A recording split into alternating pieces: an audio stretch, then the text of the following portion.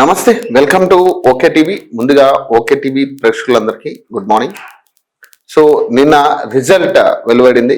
So దాదాపు 83 స్థానాల్లో Congress party గెలుపొందినట్టుగా కనపడతా ఉంది.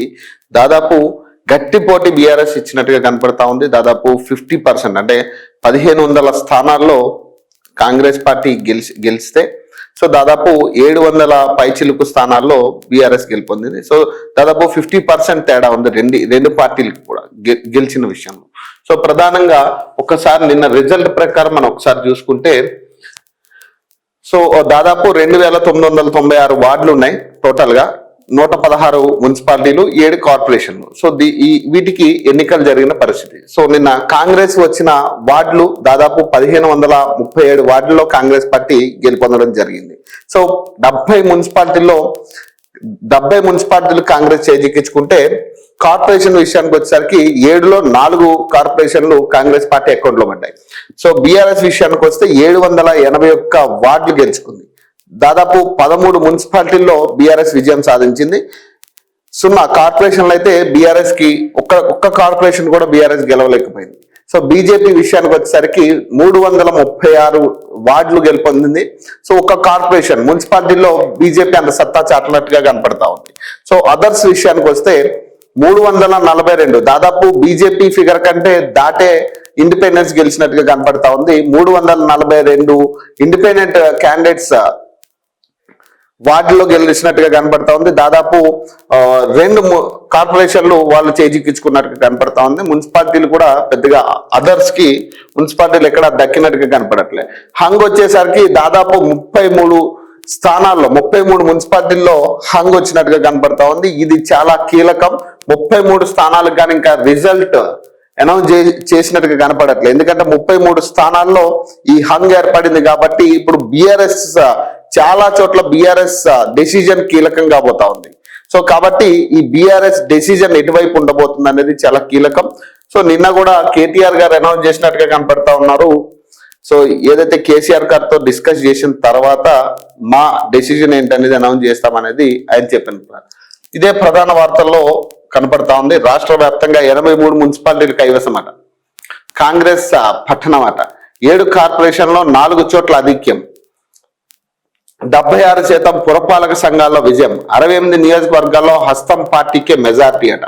13 సెగ్మెంట్లలోనే బీఆర్ఎస్, బీజేపీ ఇతర పార్టీల ప్రభావం అట. పట్టణ నగర ఓటర్ల కాంగ్రెస్ కు బ్రహ్మరథం పట్టారు. రాష్ట్ర వ్యాప్తంగా ఈ నెల 11న 116 మున్సిపాలిటీలు, 7 కార్పొరేషన్లకు ఎన్నికలు జరగ్గా శుక్రవారం వెలువడిన ఫలితాల్లో దాదాపు 76% స్థానాల్లో అధికార పార్టీకే జైకొట్టారు. ప్రభుత్వంపై పట్టణ ప్రజలకు ఉన్న విశ్వాసానికి ఈ రిజల్టే నిదర్శనమని రాజకీయ విశ్లేషకులు అభిప్రాయపడుతున్నారు. గత డిసెంబర్లో జరిగిన స్థానిక సంస్థల ఎన్నికల్లోనూ కాంగ్రెస్ పార్టీ అద్భుతమైన ఫలితాలు సాధించింది. అత్యధిక స్థానాలను కైవసం చేసుకుంది. అంటే పల్లెలైనా పట్టణాలైనా అధికార పార్టీకి తిరుగులేని పరిస్థితి ప్రస్తుతం ఉన్నట్టు కనిపిస్తుంది. రాష్ట్ర వ్యాప్తంగా 7 కార్పొరేషన్లకు ఎన్నికలు జరిగితే 4 చోట్ల కాంగ్రెస్ స్పష్టమైన ఆధిక్యాన్ని కనపరిచింది. కాంగ్రెస్ తరఫున పోటీ చేసిన అభ్యర్థులై ఎక్కువ డివిజన్లో విజయం సాధించారు. కొత్తగూడెం కార్పొరేషన్లోని 60 వార్డుల్లో కాంగ్రెస్ 22 సీట్లు గెలుచుకుంది. మిత్రపక్షంగా ఉన్న సిపిఐ సైతం 22 స్థానాలు విజయం సాధించింది. ఇతర పార్టీలు, ఇండిపెండెంట్లు కలిసి మిగతా స్థానాలను కైవసం చేసుకున్నాయి. నిజామాబాద్, కరీంనగర్ కార్పొరేషన్లో అనిశ్చిత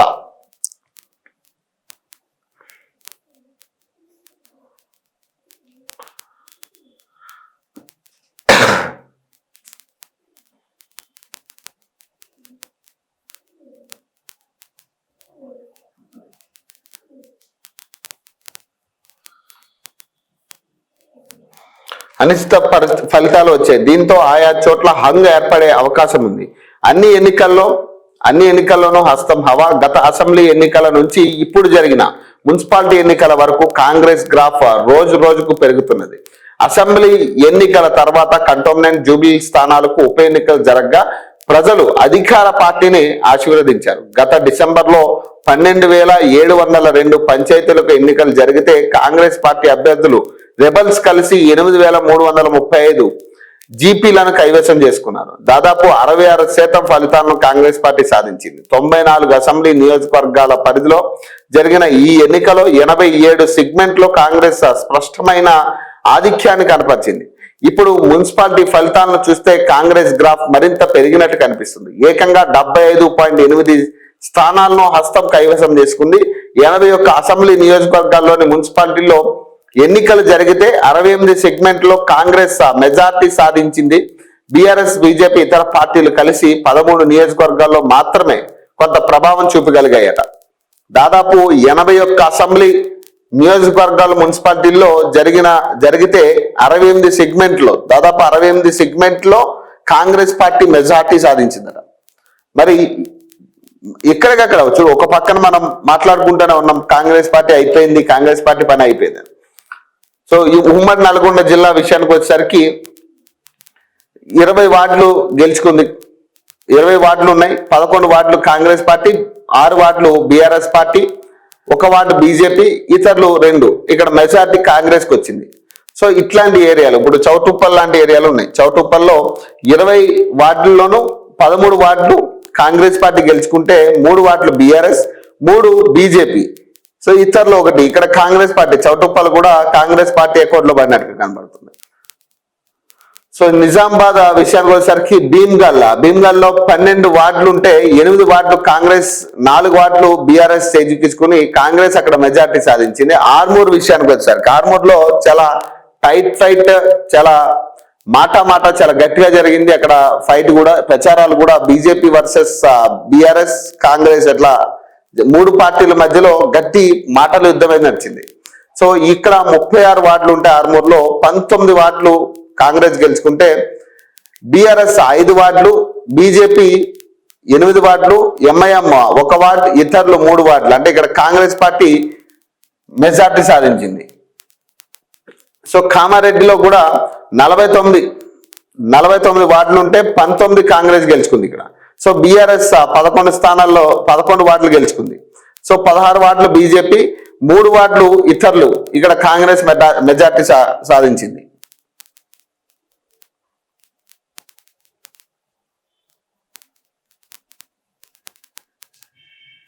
సో ఇక్కడ వడ్డేపల్లి విషయానికి వచ్చేసరికి ఇక్కడ కొంత అనూహ్య రిజల్ట్ కనపడింది. ఈ ఒక్క చోట తెలంగాణ జాగృతి ఎలియన్స్ లో వెళ్ళిన ఫార్వర్డ్ బ్లాక్ ఇక్కడ మెజార్టీ సాధించింది. వడ్డేపల్లి విషయానికి వచ్చేసరికి 10 వార్డులు ఉంటే 1 వార్డు కాంగ్రెస్, 1 వార్డు బీఆర్ఎస్, 8 వార్డులు ఇతరులకు వచ్చింది. ఇక్కడ ఫార్వర్డ్ బ్లాక్ మెజార్టీ సాధించింది. ఇక్కడ కవిత గారు సపోర్ట్ చేసిన పార్టీ ఏదైతే ఉందో, కవిత గారు అలయన్స్ తో వెళ్ళిన పార్టీ ఫార్వర్డ్ బ్లాక్, ఈ పార్టీ ఇక్కడ వడ్డేపల్లిలో మెజార్టీ సాధించినట్టుగా కనపడతా ఉంది.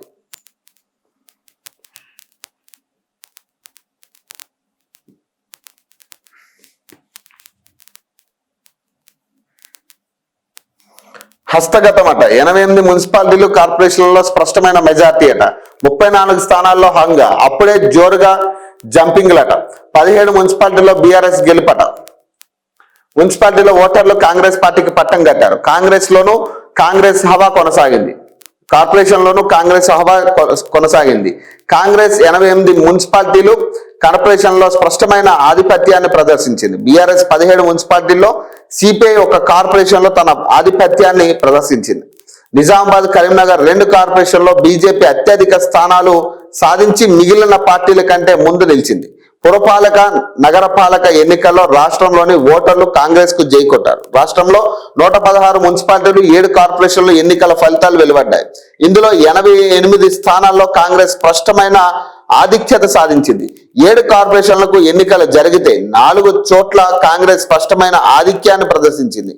కొత్తగూడెం కార్పొరేషన్ లోను మొత్తం 60 వార్డుల్లో కాంగ్రెస్ 22 సీట్లు గెలుచుకుంది. మిత్రపక్షంగా ఉన్న సిపిఐ 29 సీట్లు గెలుచుకుంది. మిగతా పార్టీలు, ఇండిపెండెంట్లు కలిసి మిగతా స్థానాలు గెలుచుకున్నాయి.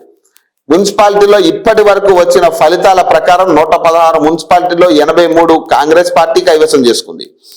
16 సీట్లలో బీఆర్ఎస్, 2 చోట్ల బీజేపీ, అంటే ఆదిలాబాద్, నారాయణపేటలో బీజేపీ గెలుచుకుంది.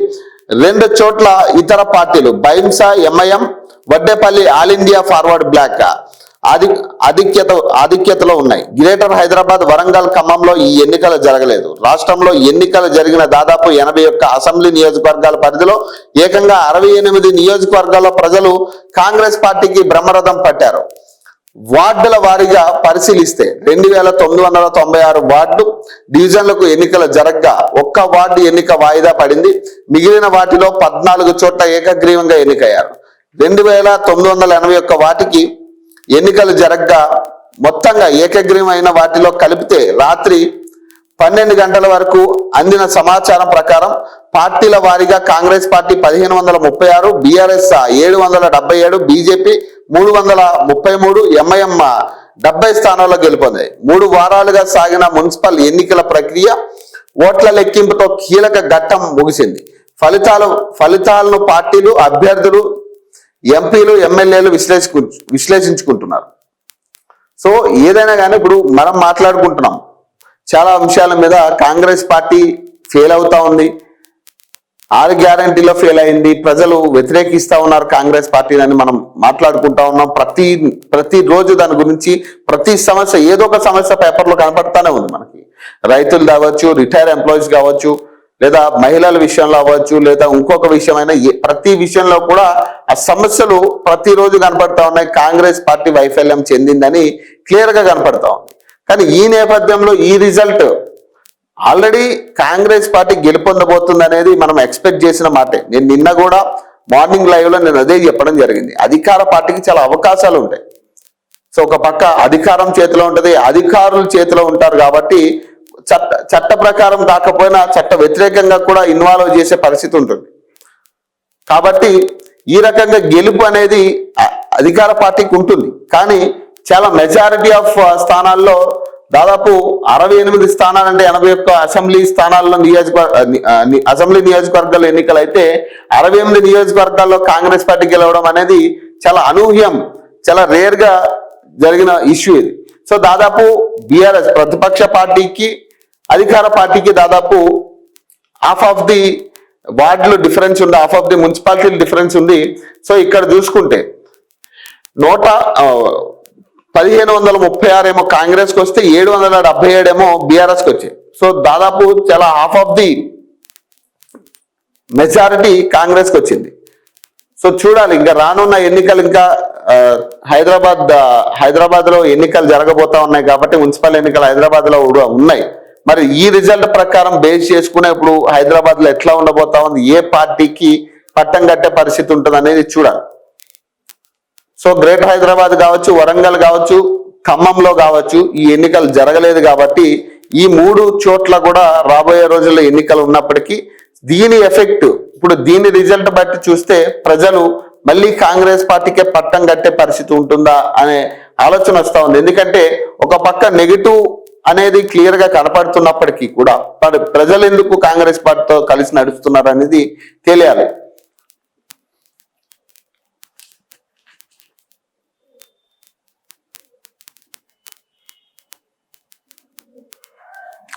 ఇండిపెండెంట్ల బేరసారాలంట. ఇండిపెండెంట్లు ఫార్వర్డ్ బ్లాక్ నుంచి వడ్డేపల్లి మున్సిపాలిటీని కైవసం చేసుకున్నారు. మరికొందరు అనేక మున్సిపాలిటీల్లో ఇండిపెండెంట్లు గెలిచారు. హంగ్ ఏర్పడిన చోట్లలో వీరికి భారీ డిమాండ్ ఏర్పడింది. వారికి కావాల్సినంత మొత్తాలు ఒప్పందాలు చేసుకుని పార్టీలో చేరుకుంటున్నారు. వైస్ చైర్మన్ పదవి ఇస్తామంటే బేరసారాలు చేస్తున్నారు. శనివారం, ఆదివారం బేరసారాలు తారాస్థాయికి చేరుతాయనే రాజకీయ విశ్లేషకులు అంచనా వేస్తున్నారు. అంతేగా ఇప్పుడున్న పరిస్థితుల్లో హంగ్ ఏర్పడింది కాబట్టి ఇండిపెండెంట్లకి డిమాండ్ పెరుగుతుంది. సో నిన్న వచ్చిన ప్రకారం కూడా ఒక చోట ఇదే పరిస్థితి. సో నాకు చైర్మన్ పదవి ఇస్తానంటే నేను పార్టీలో చేరుతాననే కాడికి ఓపెన్ గా చెప్తున్న పరిస్థితి. ఎక్కడికక్కడ ఈ బేరసారాలు ఉంటాయి. ఈ హంగ్ ఏర్పడిన చోట కొన్ని చోట్ల అయితే బీఆర్ఎస్ కీలకం అవుతా ఉంది, బీఆర్ఎస్ తీర్పు కీలకం అవుతా ఉంది. వాళ్ళ డెసిషన్ ఎటుంటుంది అనేది తెలియాలి. హంగ్ బీఆర్ఎస్ ఎటువైపు దాదాపు 30కి పైగా స్థానాల్లో తేలని ఫలితాలు. పలు చోట్ల కింగ్ మేకర్ గా నిలిచే ఛాన్స్. కేసీఆర్ తో చర్చించాకే నిర్ణయమని కేటీఆర్ ప్రకటనట.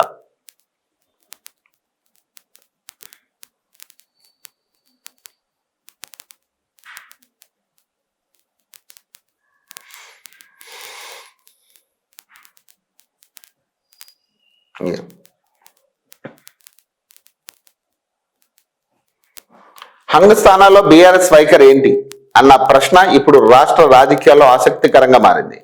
రాష్ట్ర వ్యాప్తంగా 30కి పైగా మున్సిపాలిటీల్లో హంగ్ పరిస్థితి నెలకొని ఉంది. ఇప్పటికే బీఆర్ఎస్ పార్టీ 17 మున్సిపాలిటీలను కైవసం చేసుకోగా హంగ్ స్థానాల్లోనూ మరిన్ని దక్కించుకునే దిశగా ప్రయత్నాలు సాగిస్తున్నది.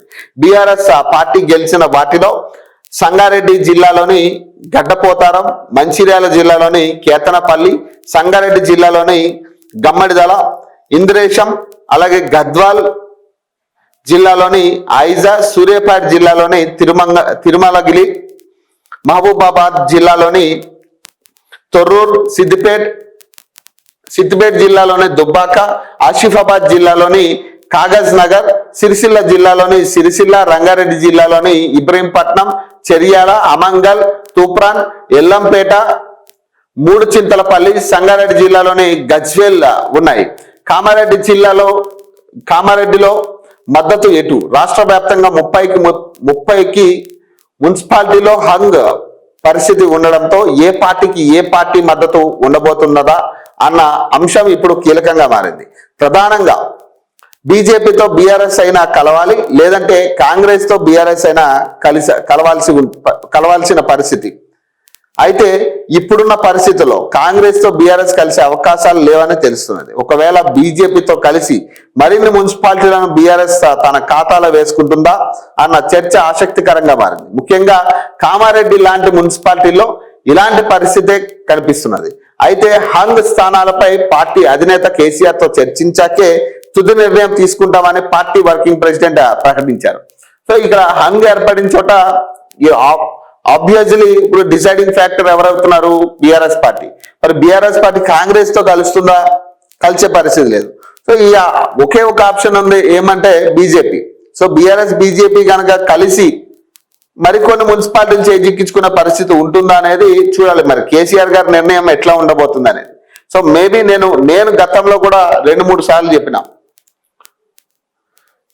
ఈ బీఆర్ఎస్ బీజేపీ కలిసే ఛాన్సెస్ ఎక్కువ కనపడతా ఉన్నాయి.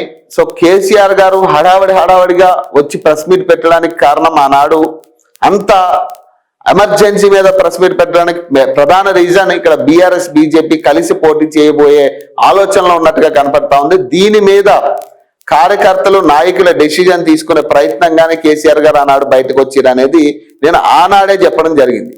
సో ఇప్పుడు కూడా అదే చెప్తా ఉన్నా, ఎక్కువ శాతం రాష్ట్రంలో మరొక కూటమి ప్రభుత్వం తయారయ్యే ఛాన్సెస్ ఎక్కువగా ఉన్నాయి. సో బీజేపీకి ఇక్కడ స్థానిక పార్టీ కావాల్సి ఉంది. ఇప్పుడు పక్క రాష్ట్రం మీద తీసుకోండి, ఆంధ్రప్రదేశ్ లో స్థానిక పార్టీలతో కలిసి కూటమి ప్రభుత్వంగా ఫామ్ అయింది అక్కడ. సో అదే స్థితిలో ఇక్కడ బీజేపీ కూడా ఒక కూటమిని ఫామ్ చేసే పరిస్థితిలో ఉంది. సో అది బీఆర్ఎస్ తోనే మొదలు పెడుతుందా అనేది చూడాలి. మరి ఇక్కడ బీఆర్ఎస్ కి బీజేపీకి కలిసే ఛాన్సెస్ ఎక్కువ కనపడతా ఉన్నాయి. సో ఇప్పుడున్న పరిస్థితుల్లో కేసీఆర్ కి మోదీకి ఉన్న పరిచయాలు కావచ్చు, ఇటీవల జరుగుతున్న పరిణామాలు బట్టి చూస్తే బీజేపీకి బీఆర్ఎస్ కి కలిసే ఛాన్సెస్ ఎక్కువ ఉన్నాయి. కూటమి ప్రభుత్వం ఏర్పడే పరిస్థితి కూడా కనపడతా ఉంది. ఈ నేపథ్యంలో ఇప్పుడున్న పరిస్థితుల్లో, ఇప్పుడున్న టైట్ ఫైట్ లో 30కి పైగా స్థానాలు ఎటువైపు అనే ఆలోచనలో ఇక్కడ చాలా స్థానాల్లో బీఆర్ఎస్ పార్టీ డెసిజన్ చాలా కీలకం కాబోతా ఉంది. ఇప్పుడు బీఆర్ఎస్ పార్టీ కాంగ్రెస్ తో కలుస్తానంటే కలిసే ఛాన్స్ ఇప్పట్లో కనపడట్లేదు. ఎందుకంటే వీళ్ళకున్న వైరం ప్రకారం, వీళ్ళ తిట్టుకునే దీని ప్రకారం నాకు తెలిసినంత వరకు అయితే ఇప్పుడు కాంగ్రెస్ తో కలిసే పరిస్థితి ఉండదు బీఆర్ఎస్ పార్టీ. సో ఏదేమైనా కానీ బీజేపీతో అయితే ఎలియన్స్ లోకి వెళ్లే పరిస్థితి ఉంటుంది. సో బీజేపీతో కలిసి మరికొన్ని మున్సిపాలిటీలు చేజిక్కించుకునే పరిస్థితి ఉంటుందా లేదనేది చూడాలి. సో గడ్డం బ్రదర్స్ కు జలకట, సొంత సెగ్మెంట్ లో ప్రతికూల ఫలితాలట. కేతనపల్లిలో కాంగ్రెస్ ఓటమి, ఇన్ఛార్జ్ మంత్రిగాను వివేక్ ఫెయిల్ అట. బెల్లంపల్లిలో పట్టుకోల్పోయిన వినోద్ అట. మున్సిపాలిటీ ఎన్నికల్లో దివంగత నేత గెడ్డం వెంకటస్వామి కుమారులైన మంత్రి వివేక్, ఎమ్మెల్యే వినోదులకు సొంత నియోజకవర్గ ప్రజలు వ్యతిరేక తీర్పు ఇచ్చారు. వివేక్ తన సొంత నియోజకవర్గ పరిధిలోని చెన్నూరు, కేతనపల్లి మున్సిపాలిటీలో కాంగ్రెస్ పార్టీ విజయం కోసం తీవ్రంగా శ్రమించారు. ఊహించని స్థాయిలో ఎన్నికల వనరులను ఖర్చులు చేసినట్టు ప్రచారం జరుగుతున్నది. కానీ కేతనపల్లి మున్సిపాలిటీ ప్రజలు మాత్రం ఆయన్ను ఆదరించలేదు. అక్కడ బీఆర్ఎస్ సిపిఐ కలిసి పోటీ చేయగా బీఆర్ఎస్ 10, సిపిఐ 4 స్థానాల్లో గెలిచి చైర్మన్, వైస్ చైర్మన్ పదవులను కైవసం చేసుకున్నారు. కాంగ్రెస్ కేవలం 7 స్థానాలు గెలవగా ఒక చోట ఇండిపెండెంట్ గెలిచారు. అలాగే వివేక్ సోదరుడు ఎమ్మెల్యే వినోద్ నియోజకవర్గం బెల్లంపల్లిలో కాంగ్రెస్ ఆ మ్యాజిక్ ఫిగర్ ను దాటకపోవడంతో అక్కడ హంగ్ ఏర్పడింది. బీఆర్ఎస్ 14, కాంగ్రెస్ 14, బీజేపీ 1, ఇండిపెండెంట్లు 5 చోట్ల విజయం సాధించారు. దీంతో స్వతంత్ర అభ్యర్థులను కాంగ్రెస్ పార్టీలో చేర్చుకునే ప్రయత్నాలు చేస్తున్నట్టు తెలిసింది. హైకమాండ్ కు ఫిర్యాదు చేసే ఛాన్స్ అట. మంత్రులందరూ తమ సొంత నియోజకవర్గంలోని మున్సిపాలిటీలో విజయం సాధించగా వివేక్ నియోజకవర్గంలోని ఒక మున్సిపాలిటీలో ఓడిపోవడంపై ఆయన వ్యతిరేకులు విమర్శలు గుప్పిస్తున్నారు. ఆయన వ్యవహార శైలిపైనే వల్లే నియోజకవర్గంలో వ్యతిరేక తీర్పు వచ్చిందని కామెంట్లు చేస్తా ఉన్నారు. ప్రజలకు అందుబాటులో ఉండకపోవడం, కొంతమంది లీడర్లు మాత్రమే ఎంకరేజ్ చేయడంతో ఈ ఫలితాలు వచ్చాయని ఆరోపిస్తున్నారు. మరోవైపు Vivek Medak parliament Lok Sabha segment incharge బాధ్యతలు అప్పగించగా ఆయన అక్కడ కూడా పెద్దగా ఫోకస్ పెట్టకపోవడంతో మెజార్టీ మున్సిపాలిటీల్లో బీఆర్ఎస్ విజయం సాధించిందన్న చర్చ సాగుతుంది. దీంతో వివేక్ ను బాధ్యుడిగా చేసి చర్యలు తీసుకోవాలని ఆయన వ్యతిరేక టీం కాంగ్రెస్ అధిష్టానానికి ఫిర్యాదు చేసేందుకు సిద్ధమవుతున్నట్లు తెలుస్తున్నారట. ఇంతే ఉంటది. ఇక ఇప్పుడు ఆయన పాపం ఏం చేస్తాడు, ఇప్పుడు ఓపెన్ గా పాపం ప్రజలందరూ వచ్చి ఆయన మీద పడ్డారు. 2500 ఎక్కడ నువ్వు ఇస్తానన్న ఈ యూరియా బస్తాలేవి ఇవన్నీ కూడా పాపం ఆయన నిలదీసే ప్రయత్నం చేస్తే పాపం ఆయన దానికి కూడా జవాబు ఇచ్చే ప్రయత్నం, చాలా తెలివిగా జవాబు ఇచ్చే ప్రయత్నం చేసినప్పటికీ కూడా పాపం అక్కడ ఫెయిల్ అయింది. ఆ వీడియో కూడా చాలా వైరల్ అయింది. ఇప్పుడు 200 యూనిట్ల కరెంటుకి 800 ఖర్చు అవుతుందని చెప్పిండు ఆయన. సన్న బియ్యం ఇస్తున్నాం, సన్న బియ్యానికి 1500 ఖర్చు అవుతుంది అంటున్నాడు ఆయన. ఆ సన్న బియ్యానికి 2500 ఖర్చు అవుతుంది అన్నాడు. ఉచిత బస్సుకి 500 ఖర్చు అవుతుంది అంటాడు. సో ఇవన్నీ కలుపుకుంటే మేము 2500 కన్నా ఎక్కువే ఇస్తున్నాం, దాదాపు 3500 చిల్లర మీరు బెనిఫిట్లు పొందుతున్నారు కదా, ఇక 2500 ఎందుకు అన్నాడు ఆయన. ఇది చాలా వైరల్ అయింది అప్పుడు. సో ఇట్లాంటి మాటలు, ఇట్లాంటి తెలివిలేని ఒక మంత్రి పదవులు ఉన్నప్పుడు మనం మాట్లాడే ప్రతి మాట చాలా ఇంపార్టెంట్. సో ప్రజల్లోకి వెళ్ళినప్పుడు చాలా ఆలోచించి మాట్లాడాలి. ఇది వరకంటే ఏదో వాళ్ళకి తెలియని పరిస్థితి, రాజకీయం అంటే ఎట్లా ఉంటుంది అనేది అర్థం కాని పరిస్థితుల్లో ప్రజలు ఏం చెప్పినా నమ్మేటోళ్ళు. ఇప్పుడున్న పరిస్థితుల్లో ప్రజలు తెలివిగా ఉన్నారు.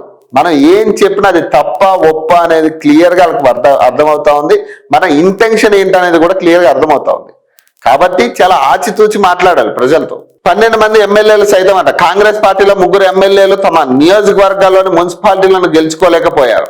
పాలకుర్తి నియోజకవర్గం యశ్వశ్విని రెడ్డి తొర్రూరులో కాంగ్రెస్ ఓటమి పాలైంది. తొంగతుర్తి మందుల శామ్యల్లోని తిరుమలగిరి కలవకుర్తి నియోజకవర్గం కసిరెడ్డి నారాయణ రెడ్డి అమంగల్లో బీఆర్ఎస్ పార్టీ విజయం సాధించింది. మెదక్ మున్సిపాలిటీ మైనపల్లి రోహిత్ లో హంగ్ ఫలితాలు వచ్చాయట. అలాగే మరో ఏడుగురు కాంగ్రెస్ ఎమ్మెల్యేలు ప్రాతినిధ్యం వహిస్తున్న ఆయా మున్సిపాలిటీలో కాంగ్రెస్ కు పూర్తి స్థాయి మెజార్టీ రాకపోవడంతో హంగ్ ఏర్పడింది. అందులో వేములవాడ ఆది శ్రీనివాస్, కేశముద్రం మురళీ నాయక్ మహబూబ్ నగర్, మహబూబాబాద్, దేవరకొండ బాలు నాయక్, దేవర్ ఖద్ర మధుసూదన్ రెడ్డి, పరిగి రామ్మోహన్ రెడ్డి, వర్ధనపేట నాగరాజు, బెల్లంపల్లి వినోద్ మున్సిపాలిటీలు ఉన్నాయట. దాదాపు 12 మంది ఎమ్మెల్యేలు కూడా ఇదే తరహాలో ఆయా చోట్ల కొన్ని చోట్ల హంగ్ ఏర్పడింది. ఇక్కడ కీలకంగా మైనపల్లి రోహిత్. సో ఈయన ప్రచారం మొత్తం కూడా ఇక టార్గెట్ మొత్తం ఇక దానికి హద్దులు లేవు. ఇక మాటలకి హద్దులు లేకుండా ఇక ప్రచారం చేసిండు. ఇక బీఆర్ఎస్ నాయకుల్ని, కేటీఆర్ని, కేసీఆర్ని ఎట్లా పడితే అట్లా టార్గెట్ చేసి తిట్టిండు ఆయన. ఎట్లా పడితే అట్లా. దానికి సంబంధించిన వీడియోలు కూడా నేను ప్లే చేస్తా ఖచ్చితంగా. సో అక్కడ హంగ్ ఏర్పడింది. మరి ఎటు తేలలేని పరిస్థితి. ఇప్పుడు అక్కడ డెసిజన్ మేకర్ బీఆర్ఎస్ అవుతా ఉంది. ఇప్పుడు ఏం చేయాలి? ఇప్పుడు అక్కడ ఎమ్మెల్యే ఇప్పుడు బీఆర్ఎస్ తో మంతనాలు జరిపే పరిస్థితి లేదు. ఇంకా ఆయన తిట్టులకి అసలు కనీసం ఒక రూల్ రెగ్యులేషన్, ఒక ఎమ్మెల్యే లాగా ఆయన మాట్లాడిన పరిస్థితి లేదు. అక్కడ ఒక ఎమ్మెల్యే హోదాలో ఆయన వ్యవహరించిన పరిస్థితి లేదు. ఆ స్పీచ్లన్నీ చూస్తే ప్రజలను ఉద్దేశించి కంటే ప్రతిపక్షాలను ఉద్దేశించి ఎక్కువ మాట్లాడిండు ఆయన. సో ఇప్పుడున్న పరిస్థితులు అక్కడ హంగ్ ఏర్పడింది. ఇప్పుడు ప్రతిపక్షాల మాటే కీలకం అవుతా ఉంది అక్కడ. మరి ఇప్పుడు ఏం చేయాలి? ఇప్పుడు ఆయన ఎవరి దగ్గరకు పోతాడు? ఇప్పుడు ఆయన మళ్ళీ కేటీఆర్ దగ్గరకు పోయే పరిస్థితి లేదు. బీఆర్ఎస్ తో కలిసే పరిస్థితి, అసలు కాంగ్రెస్ పార్టీ కలిసే పరిస్థితి ఉండదు. కాకపోతే అక్కడ ఉన్న పరిస్థితుల్లో హంగ్ ఏర్పడింది. ఇప్పుడు ఏం చేసినా మనం మన అంత పెద్ద పెద్ద స్పీచ్లు ఇచ్చిన దానికి ఫలితాలు ఏమున్నాయి? కాబట్టి మనం ఉద్దేశించి మాట్లాడాల్సిన ప్రజల్ని. ఇప్పుడు రాజ్యాంగ పదవుల్లో ఉన్నప్పుడు మనల్ని ఒక పదవిలో కూర్చోబెట్టినప్పుడు ప్రజల్ని చాలా అనువుగా ప్రజల్ని ఉద్దేశించి ప్రజలకు అర్థమయ్యే రీతిలో మాట్లాడాలి. ప్రతిపక్షాలు తిట్టుకోవడానికి వేరే వేరే ప్లాట్ఫామ్స్ ఉన్నాయి. మీ సోషల్ మీడియాలో కూడా ఆ వీడియోలు పెట్టుకుని తిట్టుకోవచ్చు. రోజుకు ఒక వీడియో పెట్టచ్చు మీరు తిట్టుకుంటూ. కానీ ప్రజల్లోకి వెళ్ళినప్పుడు ప్రజలను ఉద్దేశించి ప్రజల గురించి ప్రజలకు సమస్యల మీద మనం మాట్లాడాలి. అక్కడ మీరు ప్రాతినిధ్యం వహిస్తా ఉన్నారు ఎమ్మెల్యే. కాబట్టి ఇక్కడ ఉన్న పరిస్థితుల్లో టోటల్ ఫెయిల్యూర్. ఇప్పుడు ఏదైతే 12 స్థానాలు ఉన్నాయో ఇట్లాంటి పరిస్థితులే.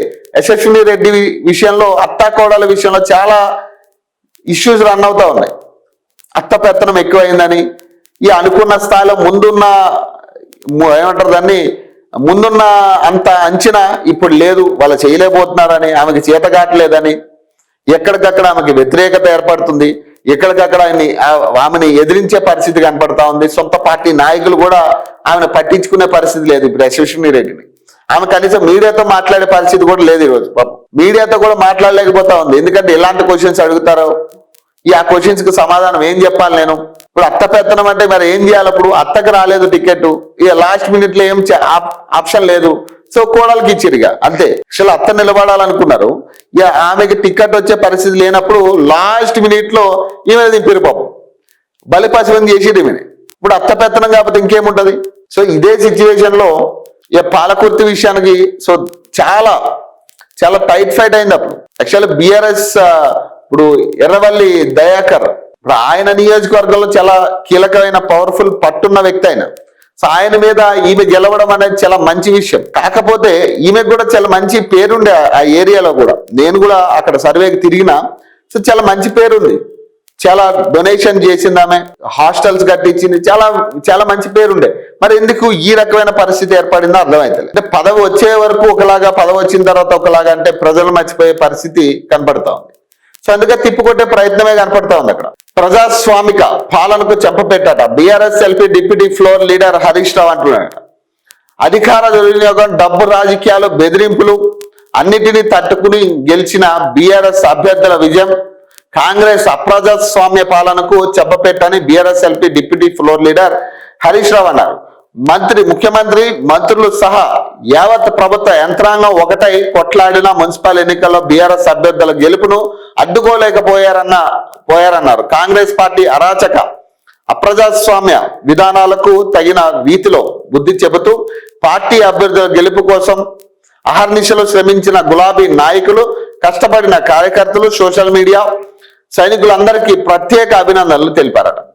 సో ఇప్పుడు అధికార దుర్వినియోగం ఎవరు చేయలే? గతంలో బీఆర్ఎస్ పార్టీ చేయలేదా అధికార దుర్వినియోగం? ఎక్కడికక్కడ అధికార దుర్వినియోగం జరగలే. జిహెచ్ఎంసీలో కూడా మీ తరహాలో మీరు చేసిరు కదా. అప్పుడు మరి మీకున్న అధికారంలో మీరు చేసేటప్పుడు వాళ్ళకున్న అధికారంలో వాళ్ళు చేసిరు. ఇప్పుడు వాస్తవానికి అధికార పార్టీ గెలుస్తుంది అనేది అందరికీ తెలుసు. ఇప్పుడు ఎవరిని అడిగినా కూడా చెప్తారు అది అధికార పార్టీయే గెలుస్తుందని. అధికార పార్టీకే ఛాన్సెస్ ఉంటాయి. ఇప్పుడు ఇట్లాంటి లోకల్ బాడీ ఎన్నికలు కావచ్చు, లేదా ఉప ఎన్నికల్లో కావచ్చు, ఎక్కువ శాతం అధికార పార్టీ చేతుల్లోనే. చాలా రేర్ గా ఉంటుంది ఉప ఎన్నికల్లో. అది కూడా ఉప ఎన్నికల్లో ప్రతిపక్ష పార్టీలు గెలిచేది చాలా రేర్ ఉంటుంది. అక్కడ ఉన్న లీడర్ బట్టి కూడా అవకాశాలు ఉంటాయి. కానీ ఇక్కడ ఉన్న పరిస్థితులు ఏమైందంటే బీఆర్ఎస్ అభ్యర్థులు వీక్ అయ్యారు. ఇక్కడ విషయం ఏంటంటే బీఆర్ఎస్ అభ్యర్థులు వీక్, ప్రచార శైలిలో కూడా చాలా మందికి బోరు కొట్టిన పరిస్థితి. వాస్తవంగా మనం మాట్లాడుకుంటే ఒకప్పుడు హరీష్ రావు మాట్లాడినా, కేటీఆర్ మాట్లాడినా చాలా ఇంట్రెస్టింగ్ గా చూసేటోరు ప్రజలు కూడా. కానీ ఇప్పుడు ఆ ఇంట్రెస్ట్ కూడా లేదు. అది ఎందుకు అవుతుందో ఏమైతుందో తెలియదు. కానీ కేటీఆర్ ఎప్పుడైతే మాస్ లాంగ్వేజ్ ఎత్తుకున్నాడో కేటీఆర్, అప్పటి నుంచి ప్రజలకు దూరం అయ్యే పరిస్థితి కనపడతాం. ఉన్న పాయింట్స్ కంటే కూడా సేమ్ మీకు రేవంత్ రెడ్డికి పెద్ద తేడా కనపడట్లేదు. ఆయన ఏదో భాష మాట్లాడుతుంటే మీరు కూడా అదే స్టైల్లో కౌంటర్ ఇవ్వాలనే రూల్ ఏం లేదు. ఆయన మిమ్మల్ని ఒకటి తిడితే మీరు 4 తిట్టే ప్రయత్నం చేస్తా ఉన్నారు. కానీ ఆ తిట్ల పురాణంలో ప్రజలను మర్చిపోతా ఉన్నారు. మనం ప్రజల్లో ఉన్నాం అనేది మర్చిపోయి ఎక్కడికి పోయినా ఇదే పని. ఇప్పుడు ఆ రేవంత్ రెడ్డి అయినా అదే పని ఉంది, ఇప్పుడు మీరు కూడా అదే పనిలో ఉన్నారు. సో ఎంతో కొంత నా ఉద్దేశ ప్రకారం ఏంటంటే కేటీఆర్, హరీష్ రావుని ఇప్పుడు ప్రజలు యాక్సెప్ట్ చేసే స్థితిలో లేరు అనేది అర్థమవుతోంది క్లియర్గా. గమనిస్తే మొదటి నుంచి కూడా వీళ్ళు చేసిన ప్రచారం ఇది దాదాపు 4వ ఎన్నిక వీళ్ళ ప్రచారంలో. కంటోన్మెంట్ కావచ్చు, ఇది జూబ్లీహిల్స్ ఉప ఎన్నికలు కావచ్చు, తర్వాత మన లోకల్ బాడీ సర్పంచ్ ఎన్నికలు కావచ్చు, ఇప్పుడు మున్సిపల్ ఎన్నికలు. ఇది 4వ ఎన్నిక. వీళ్ళు కేవలం వీళ్ళ భుజాల మీద ఎత్తుకుని ప్రచారాలు చేసిన ఎన్నికది. వీళ్ళ ప్రాతినిధ్యం వహించి నడిపించిన ఎన్నికలు ఇవన్నీ. ఏ ఎన్నికల కూడా స్పష్టమైన మెజార్టీ బీఆర్ఎస్కి వచ్చింది కనపడట్లేదు. స్పష్టమైన మెజార్టీ. ఇదేదో కవరింగ్ తప్పితే ఆయన మాట్లాడేది, ఇప్పుడు హరీష్ రావు గారు మాట్లాడేది మొత్తం కవరింగ్ చేస్తున్నట్టుంది, కానీ మీ స్పష్టమైన మెజార్టీ ఎక్కడ కనపడట్లేదు. ఏదో అడపాదడపా గెలిచామంటే గెలిచామనేది చాలా తక్కువ మెజార్టీతో గెలిచే పరిస్థితులే కనపడింది. మీరు గెలిచిన స్థానాల్లో కూడా మున్సిపల్ కావచ్చు లేదా సర్పంచ్ ఎన్నికల్లో కావచ్చు. మరి ఈ రకమైన స్థితుల్లో మరి ఎట్లా మీరు అనుకుంటారు బీఆర్ఎస్ పార్టీకి ఇంకా ప్రజలు పట్టం కడతారు, ఇంకా సపోర్ట్ చేస్తారని? ఇక్కడ 2 కారణాలు కూడా ఉండొచ్చు కాంగ్రెస్ పార్టీ గెలవడానికి, గెలుపుకి. ఆ 2 కారణాలు ఏంటి? ఇక్కడ ఆల్టర్నేటివ్ ఇంకో పార్టీ చూడలేకపోతాం. ఇప్పుడు ఏ పార్టీ కోటేసినా కాంగ్రెస్ పార్టీయే పనులు చేయాలి, ఇదొకటి. ప్లస్ ఆల్టర్నేటివ్ ఇంకొక పార్టీని చూసే పరిస్థితుల్లో లేరు, ఎందుకంటే ఆల్రెడీ బీఆర్ఎస్ని చూసారు.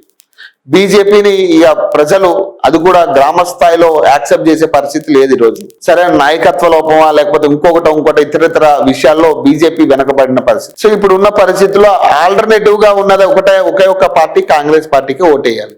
ఇక వాళ్ళకి ఆప్షన్ లేదు. నేను కాంగ్రెస్ పార్టీకి వేస్తే నిధులు వస్తాయనో లేకపోతే ఇంకొక కారణాల వల్ల కాంగ్రెస్ పార్టీకి పట్టం కట్టిన పరిస్థితి తప్పితే ఇది నిజంగా కాంగ్రెస్ పార్టీకి చిత్తశుద్ధి, కాంగ్రెస్ పార్టీని గెలిపించాలని ప్రయత్నం కాదు. ఇక్కడ ఎక్కడికక్కడ ఆయా వార్డులు కావచ్చు, ఆయా మున్సిపాలిటీలు కావచ్చు, ఆయా కార్పొరేషన్లు కావచ్చు, కాంగ్రెస్ పార్టీని గెలిపించిన విజయం కాదు ఇది. ఆల్టర్నేటివ్ ఇంకో పార్టీ కనపడక గెలిపించిన పార్టీ. బీఆర్ఎస్ పార్టీని గెలిపిస్తే ఆల్రెడీ 10 ఏళ్ళు చూసారు. ఇక మళ్ళీ చాలా 2 ఇయర్లీ, ఇది దాదాపు 3 సంవత్సరాల కాంగ్రెస్ పార్టీ వచ్చి కూడా మళ్ళీ అది మర్చిపోయి, అంటే 10 సంవత్సరాల పరిపాలన మర్చిపోయే స్థితిలో ఇప్పుడు ప్రజలు లేరు. కాబట్టి దాని ఎఫెక్ట్ కూడా ఇప్పుడు ఈ బీఆర్ఎస్ ఓటమికి కావచ్చు లేదా ఇప్పుడున్న పరిస్థితుల్లో కాంగ్రెస్ పార్టీ గెలుపుకి కావచ్చు కొంత సపోర్ట్ అనుకోవచ్చు. సో ఈ కారణాలు కూడా ఉన్నాయి. సో ఇవన్నీ కూడా కాంగ్రెస్ పార్టీకి ప్లస్ అయిందని చెప్పుకోవచ్చు క్లియర్ గా. కాబట్టి కాంగ్రెస్ పార్టీ విజయంలో ప్రజలు వ్యతిరేకత ఉన్నప్పటికీ కూడా కాంగ్రెస్ పార్టీని గెలిపించడానికి కారణం అయితే ఇదే కనపడతా ఉంది నాకు. సో వీళ్ళేమో దాన్ని కవర్ చేసుకునే ప్రయత్నంగా ఎన్నైనా చెప్తారు, కానీ వాస్తవానికి ఈ రోజు బీఆర్ఎస్ పార్టీని గ్రౌండ్ స్థాయిలో నమ్మే పరిస్థితిలో ప్రజలు లేరు. ప్లస్ నాయకత్వ లోపం చాలా ఉంది బీఆర్ఎస్ పార్టీ. నాయకత్వ ఈ అవసరాలు ఉన్నాయి, చాలా ప్రధాన నాయకత్వాన్ని నిలబెట్టాల్సిన అవసరం ఇప్పుడే ఉంది. ఇప్పుడు నాయకులు ఆల్టర్నేటివ్ కనపడట్లే ఎక్కడా కూడా. చాలా కీలకమైన ప్లేసెస్ లో ఆల్టర్నేటివ్ నాయకులు లేడు, డెవలప్ చేసుకోలేదు. మీరు ఒకే ఒక నాయకుడి మీద ఆధారపడ్డారు, ఇక అంతే. ఇప్పుడు స్టేషన్ కన్పూర్ విషయంలో కడియం శ్రీఆర్ మీదే ఆధారపడ్డారు. ఇప్పుడు ఆల్టర్నేటివ్ నాయకుని ఎవరిని తయారు చేస్తారా? సో ఇవన్నీ కూడా బీఆర్ఎస్ కి మైనస్ అవుతా ఉంది. నేనే రాజు నేనే మంత్రి అనుకున్న వాళ్ళని ఎంతో మందిని చూసినామట. పిచ్చి తుగ్లకులు చాలా మంది ఉంటారు. అట్లాంటి వాళ్ళు వస్తారు పోతారు, ఎవరు పర్మనెంట్ కాదు. అలా అనుకున్న వాళ్ళు చాలా మంది అట్లాగే గాలికి కొట్టుకుపోయారట. ప్రజల చైతన్యాన్ని ఎవరైనా తక్కువ అంచనా వేస్తే వారు చాలా తెలివి తక్కువ వాళ్ళే అవుతారు అని బీఆర్ఎస్ వర్కింగ్ ప్రెసిడెంట్ కేటీఆర్ అన్నారు. శుక్రవారం తెలంగాణ భవన్ లో ఆయన మీడియాతో మాట్లాడారు. ఈ దేశంలో ఇందిరాగాంధీ, ఎన్టీ రామారావు ఓడిపోయారని, కేసీఆర్ లాంటి తెలంగాణ తెచ్చిన నాయకుడు సైతం కామారెడ్డిలో దురదృష్టవశాత్తు ఓటమి పాలయ్యారని అన్నారు. కానీ దేశం అట్లే ఉందని, ప్రజా చైతన్యం అట్లే ఉందని చెప్పారు. పార్టీకి మద్దతుగా అండగా నిలబడ్డ వారందరికీ కేటీఆర్ ఈ సందర్భంగా ధన్యవాదాలు తెలిపారు. రాష్ట్ర వ్యాప్తంగా అధికార పార్టీ ఎన్ని రకాలుగా ఈ ఎన్నికల్లో సామధాన భేద దండోపాయాలు ప్రయోగించిందో ప్రయత్నం చేసిన వారు స్పష్టంగా ప్రజల మనసు గెలుచుకోవడం విఫలమయ్యారని అన్నారు. పంచాయతీ మున్సిపల్ ఎన్నికల్లో కాంగ్రెస్ పార్టీకి ప్రజలు పూర్తి బుద్ధి చెప్తూ దాదాపు 40% గ్రామాలు పంచాయతీలు బీఆర్ఎస్ పార్టీకి కట్టబెట్టారన్నారు. ఓవరాల్ గా చూసుకుంటే 117లో డెఫినెట్ గా మంచి ఫలితాలు వచ్చినట్టుగానే తాము భావిస్తున్నామని చెప్పారు. కాంగ్రెస్ బేరసారాలు, ఎత్తుకుపోవడాలు, పోలీసులను పంపించి బెదిరించడాలు ఇవన్నీ మొదలయ్యాయని, తమ దగ్గర గెలిచిన వాళ్ళను లాక్కునే ప్రయత్నం చేస్తున్నారని కొట్లాడదామని పార్టీ శ్రేణులకు పిలుపునిచ్చారు. సో ఇప్పుడు ఆయన చెప్పే ప్రకారం ఏంటి, వస్తుంటారు పోతుంటారు ఇవన్నీ కామన్, కానీ సో ప్రలోభాలకి గురి చేసిన తర్వాత అధికార పార్టీ గెలుపు సో మా పార్టీ కూడా చాలా కీలకంగా పోరాడింది, చాలా చోట్ల మెజార్టీ దగ్గరలోనే ఓడిపోయామని చెప్పి సో ఆయన మాట్లాడతాను. వాస్తవానికి బీఆర్ఎస్ పార్టీ చాలా గట్టి డిఫీట్ ఇచ్చింది కాంగ్రెస్ పార్టీకి, కానీ బీఆర్ఎస్ పార్టీ చాలా దాదాపు 50% పైనే స్థానాలు ఓడిపోయిన పరిస్థితి. మరి చూడాలి మరి ఎట్లా ఉండబోతుంది రానున్న ఎన్నికల్లో. ఇప్పుడు హైదరాబాద్, ఖమ్మం కావచ్చు, వరంగల్ రాబోయే ఎన్నికలు అక్కడే ఉన్నాయి, చాలా కీలకమైన ఎన్నికలు ఇవి. సో దీని ఎఫెక్ట్ కూడా వాటి మీద పడుతుందా, మళ్ళీ అక్కడ కూడా అధికార పార్టీకి గెలిచే ఛాన్సెస్ కనపడుతున్నాయి చూడాలి. హైదరాబాద్ జిల్లాగా గ్రేటర్ అట. ప్రస్తుతం జిహెచ్ఎంసీలోని 150 డివిజన్లతో ఏర్పాటు. శంషాబాద్, రాజేంద్ర నగర్ జోన్లు దీని పరిధిలోకి. పరిపాలన సౌలభ్యం కోసం కీలక మార్పులట. సమన్వయంలో పనికి చెక్ పెట్టేలా సర్కార్ కసరత్తట. అన్ని ప్రభుత్వ శాఖల సెటప్ ఒకేలా ఉండేలా చర్యలట. ఇటీవల గ్రేటర్ ను 3 కార్పొరేషన్లుగా రాష్ట్ర ప్రభుత్వం విభజించిన విషయం తెలిసింది. ప్రస్తుతం ఉన్న గ్రేటర్ ను 150 డివిజన్లను హైదరాబాద్ జిల్లాగా ఏర్పాటు చేసేందుకు ప్రభుత్వం కసరత్తు చేస్తున్నది. ప్రస్తుతం పోలీసులు, జలమండలి, TGSPD, CL, అలాగే వాణిజ్య పన్నులు, రెవెన్యూ సేవకులకు వేర్వేరు పరిధులు ఉండడంతో సమన్వయం కష్టంగా మారింది. దీనికి శాశ్వత పరిష్కారం చూపేలా అన్ని శాఖలకు ఒకే అధికారిక రూపం ఉండేలా ప్రభుత్వం మార్పులకు సిద్ధమైనట్లు తెలుస్తున్నదట. డాక్టర్ నమ్రతను అరెస్ట్ చేసిన ఈడీ అట. అక్రమ సరోగసి, మనీ లాండరింగ్, శిశు విక్రయాలపై దర్యాప్తట. జ్యుడిషియల్ కస్టడీ విధించిన నాంపల్లి కోర్టు అట. సృష్టి కేసులో డాక్టర్ నమ్రత అరెస్ట్ అట. అక్రమ సరోగసి రాకెట్ నిర్వహణ, శిశువుల అక్రమ రవాణా ఆరోపణల కేసులో ఈడీ హైదరాబాద్ జోనల్ కార్యాలయం కీలక చర్యలు చేపట్టింది. డాక్టర్ అత్తులూరి నమ్రత అలియాస్ పాచిపల్లి నమ్రతను మనీ లాండరింగ్ నిరోధక చట్టం PMLA 2002 కింద గురువారం అరెస్ట్ చేసింది. యూనివర్సల్ సృష్టి ఫెర్టిలిటీ అండ్ రీసెర్చ్ సెంటర్ పేరిట అక్రమ సరోగసి రాకెట్ నడిపినట్లు ఈడీ దర్యాప్తులో బయటపడింది. ఈ కేసుకు సంబంధించి గోపాలపురం పోలీస్ స్టేషన్ లో కేసులు నమోదయ్యాయి. ఆయా FIRల ఆధారంగా ఈడీ మనీ లాండరింగ్ కోణంలో విచారణ ప్రారంభించింది. దర్యాప్తులో భాగంగా నమ్రతతో పాటు ఆమె అనుచరుల స్టేట్మెంట్లు రికార్డ్ చేసి పలు ప్రదేశాల్లో సోదాలు నిర్వహించారు. స్వాధీనం చేసుకున్న పత్రాల ఆధారంగా 2014 నుంచి అక్రమ వ్యవహారాలు కొనసాగినట్లుగా అధికారులు గుర్తించారు. గతంలో మెడికల్ లైసెన్స్ సస్పెండ్ అయినప్పటికీ కార్యకలాపాలు కొనసాగించినట్లు ఈడీ పేర్కొందట. మెడికల్ లైసెన్స్ కూడా ఈమె ఏం చేసింది ఈమె సరోగసి పేరు మీద అక్రమంగా ఇప్పుడు ఏదైతే సరోగసి అనే ఫెర్టిలిటీ సెంటర్స్ ఉన్నాయో, యాక్చువల్లీ ఇది కృత్రిమంగా బిడ్డను కనే ప్రాసెస్ ఇది.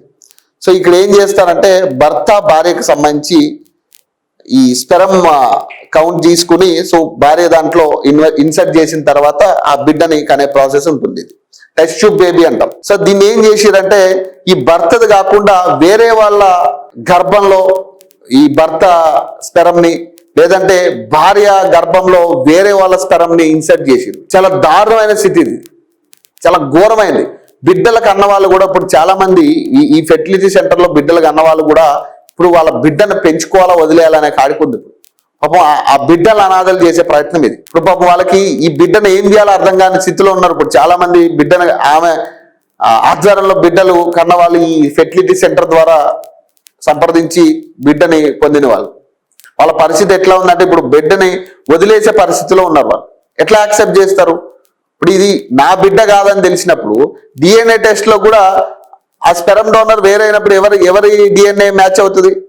తండ్రి DNA మ్యాచ్ అవ్వదు వాస్తవానికి. ఇప్పుడు దీన్ని ఏం చేయాలి వాళ్ళు? ఇప్పుడు ఇంత ఘోరమైన స్థితి ఒకటి కాదు, చాలా ఉన్నాయి ఇట్లాంటివి. ఇది ఇంకా బయటపడింది కాబట్టి ఇది బయటపడ్డాక చాలా సరోగసి కేంద్రాల మీద ఏకదాటిన దాడులు చేశారు. ఏమైంది? ఏం కాలే, ఇంకా అది జరుగుతూనే ఉంది. అది ఒకటితో ఆగలేదు. అది సృష్టి ఒకటే కాదు, ఇంకా చాలా ఉన్నాయి. సో ఈమెను ఇప్పుడు అరెస్ట్ చేసిన పరిస్థితి. ఈ పేరు ఈ మీద మనీ లాండరింగ్ కేసులు కూడా ఉన్నట. సో ఇట్లాంటివి చూడొచ్చు. సంతానం లేని దంపతులకు సరోగసి పేరుతో శిశువులను అందిస్తామని భారీ మొత్తాలు వసూలు చేసినట్లు దర్యాప్తులో తేలింది. ప్రక్రియ చట్టబద్ధంగా ఉన్నట్లు చూపించినప్పటికీ పేద గర్భిణీ మహిళలను డబ్బుతో ప్రలోభ పెట్టి శిశువులను అప్పగించినట్లు వెల్లడైంది. ఏజెంట్లు, సబ్ ఏజెంట్ల ద్వారా మహిళలను గుర్తించి ప్రసవాల తర్వాత శిశువును అప్పగించే ఒప్పందాలు చేసుకున్నట్లు అధికారులు తెలిపారట. ఆడ శిశువులకు సుమారు 3.5 లక్షలట, మగ శిశువులైతే 4.5 లక్షలు చెల్లించినట్లు ఈడీ గుర్తించింది. సికింద్రాబాద్ ఆసుపత్రి లైసెన్స్ రద్దు కావడంతో విశాఖపట్నం ఆసుపత్రిలో ప్రసవాలు నిర్వహించినట్లు పేర్కొంది. జనన నమోదు సమయంలో అసలు తల్లిదండ్రుల స్థానంలో సంతానం లేని దంపతులు పేర్లు చేర్చి నకిలీ పత్రాలు సృష్టించినట్లు వెల్లడించింది. దంపతుల నుంచి చెక్కులు, నగదు రూపంలో భారీ మొత్తాలు సేకరించారు. వాటిలో కొంత మొత్తాన్ని ఏజెంట్లకు కమిషన్ గా ఇచ్చి మిగిలిన మొత్తాన్ని నమ్రత వద్ద ఉంచుకున్నట్లు ఈడీ తెలిపింది. అరెస్ట్ అనంతరం నమ్రతను హైదరాబాద్ నాంపల్లిలోని ఎంఎస్జే కోర్టులో హాజరుపరచగా కోర్టు ఆమెకు ఫిబ్రవరి 26 వరకు జ్యుడిషియల్ కస్టడీని అంటే రిమాండ్ కి ఇచ్చిందనమాట. కేసులో మరింత లోతైన దర్యాప్తు కొనసాగుతుందని ఈడీ వెల్లడించిందట. చూడాలి ఇక మగ బిడ్డకైతే 3 లక్షల, ఆడబిడ్డకైతే 3,50,000, మగబిడ్డ అయితే 4,50,000 చెల్లించాలట. ఇక ఇష్టాలు విడిగా ఇక ఏదో పశువుల సంతలో పశువులు అమ్మినట్టు అమ్మిందామె, పిల్లల్ని పశువుల సంతలో పశువులు అమ్మినట్టు అమ్మేసిందిగా.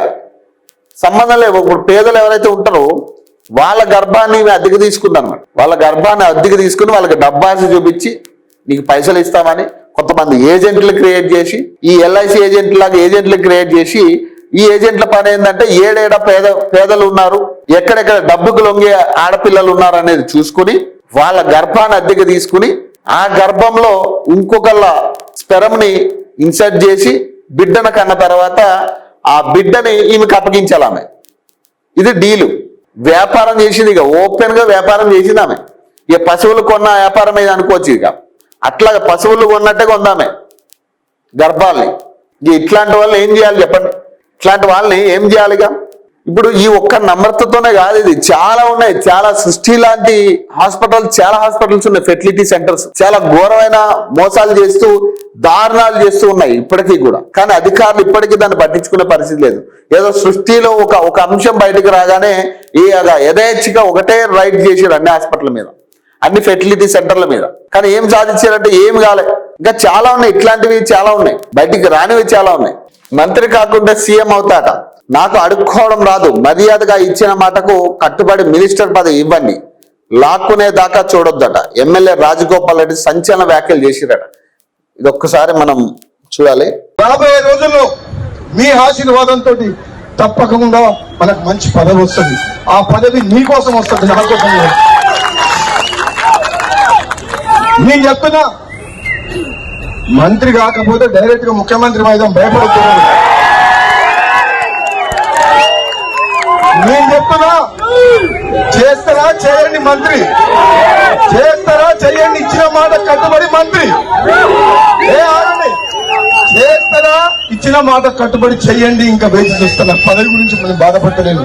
ఒకవేళ చెయ్యకపోతే డైరెక్ట్ మన టార్గెట్ అదే. ఇంకా మీరు ఏం చేయండి అంటే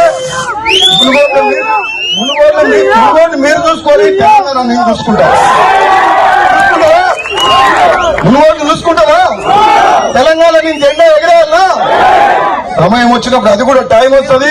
మీ అందరి అభిమానానికి, మీ ప్రేమకు, నా తమ్ముళ్ళు నా మీద చూపించే ప్రేమకు నిజంగా జన్మలకు రుణపడి ఉంటా అని చెప్పి తెలియజేస్తూ సెలవు తీసుకున్నా. Thank you. జై కాంగ్రెస్. అది ఆయన మాటలు. సో నాకు మంత్రి పదవి ఇవ్వకపోతే ముఖ్యమంత్రి అవుతా. మునుగోడు కాంగ్రెస్ ఎమ్మెల్యే కోమటిరెడ్డి రాజగోపాల్ రెడ్డి సంచలన వ్యాఖ్యలట. నేను త్వరలో మంత్రిని అవుతా, లేకపోతే ముఖ్యమంత్రి అవుతాట. మీరు మునుగోడు చూసుకోండి, నేను తెలంగాణ చూసుకుంటాట. మర్యాదగా నాకు ఇచ్చిన మాట ప్రకారం మంత్రి పదవి ఇవ్వండి, లేకపోతే నేనే లాక్కుంటాట. పాపం కోమటిరెడ్డి రాజగోపాల్ రెడ్డి పాపం ఆయన పరిస్థితి అయితే చాలా ఘోరంగా ఉంది. చాలా సీనియర్ నాయకులు, కోమటిరెడ్డి వెంకటరెడ్డి కావచ్చు, రాజగోపాల్ రెడ్డి కావచ్చు, చాలా సీనియర్ నాయకులు పార్టీలో. అసలు పార్టీ అధికారంలో లేనప్పుడు కూడా వాళ్ళ పార్టీని మోసారు. సో ఆయన అనుయంగా బీజేపీకి వెళ్ళి పోటీ చేసి ఉండొచ్చు, కానీ మళ్ళీ యథాతథిగా సొంత గూటికి వచ్చిన వ్యక్తి, మళ్ళీ ఎమ్మెల్యేగా నిలబడి గెలిచిన వ్యక్తి. సో మునుగోడు ప్రజల్లో రాజగోపాల్ రెడ్డి గురించి చాలా మంచి ఒపీనియన్ ఉంటుంది. వాళ్ళు కూడా ఎక్కడ కూడా నెగిటివ్ అయితే వినపడదు ఆయన గురించి. నేను కూడా గ్రౌండ్ లో తిరిగిన వ్యక్తిని కాబట్టి చెప్తున్నా. కానీ మరి అలాంటి వ్యక్తిని ఎందుకు పక్కన పెడతా ఉంది పార్టీ? అలాంటి నాయకుడిని ఎందుకు పక్కన పెడతా ఉంది? మరి ఇలాంటి నాయకులే కదా ఇప్పుడు కేడర్కి అవసరం, క్యాబినెట్కి కూడా ఇలాంటి నాయకులు చాలా అవసరం ఉంది. మరి ఎందుకు ఇప్పుడు రాజగోపాల్ రెడ్డి ఏమి ఇప్పుడు ఈ మధ్యన పార్టీలో జాయిన్ అయిన వ్యక్తి కాదు, ఆయన లంగా దొంగ అనే ఇవైతే ఎక్కడా లేవు కదా. మరి ఎందుకు ఇచ్చే ప్రయత్నం చేయట్లే కాంగ్రెస్ పార్టీ? ఇప్పుడు వివేక్ వెంకటస్వామి వాళ్ళ బ్రదర్కి వాళ్ళ కొడుక్కి అందరికీ పదవులు ఇచ్చిన పరిస్థితే కదా. మరి అలాంటప్పుడు ఆయనకి ఇస్తే ఏమవుతుంది? ఇప్పుడు వాళ్ళకంటే ఇప్పుడు వివేక్ వెంకటస్వామి కంటే మంచి నాయకుడే కదా ఈయన, మంచి ప్రజాదరణ ఉన్న నాయకుడే కదా తెలంగాణలో. మరి ఎందుకు ఇవ్వట్లే ఆయనకి? మరి ఏం కుట్ర జరుగుతా ఉంది ఇక్కడ? మరి ఆయనకి ఇస్తే మీకేంటి ఇబ్బంది? అంటే ఆయనకి ఇస్తే ఇంకా మీ సీట్లు ఉండే పరిస్థితి లేదు అనే కాడికి మీరు డిసైడ్ అయినట్టు అనిపిస్తుంది నాకు. మరి ఆయన మొదటిగా ఆయనకి ఇచ్చిన హామీని మీరు నెరవేర్చే పరిస్థితి లేదు కదా. ఇప్పుడు దీని మీద కోమటిరెడ్డి వెంకటరెడ్డి సైలెన్స్ కూడా చాలా భయం కలిగిస్తా ఉంది. కోమటిరెడ్డి వెంకటరెడ్డి ఎందుకు దీని మీద సైలెంట్గా ఉన్నాడు? తమ్ముడు గురించి ఎందుకు కడగట్లేదంటే మరి ఆయన ఏమన్నా కాంగ్రెస్ ట్రాప్ లో ఉన్నాడా, రేవంత్ రెడ్డి ట్రాప్ లో ఉన్నాడనే అర్థం కావట్లేదు. సో ఆయన అడుగుతున్నది కూడా వాస్తవమే, ఇవ్వచ్చు. ఆయనకి మినిస్టర్ ఇచ్చే అర్హత, పూర్తి అర్హత ఉంది ఆయనకి. చాలా మంది ఇప్పుడు మినిస్టర్లు ఉన్నారు, అర్హత లేని వాళ్ళకి మినిస్టర్లు ఇచ్చారు చాలా మందికి. ఇప్పుడు మినిస్టర్ పదవులు చాలా అర్హత లేని వాళ్ళకి చాలా ఎక్కువ కల్పించారు మీరు ఇప్పటిదాకా. మరి అలాంటిది అర్హత ఉన్న వాళ్ళకి ఇవ్వడానికి నొప్పి ఏముంది మనకి? ఇట్లాంటి వాళ్ళని మనం ఎంకరేజ్ చేసుకుంటే కదా రేపు కాంగ్రెస్ పార్టీకి వీళ్ళే కదా బలం.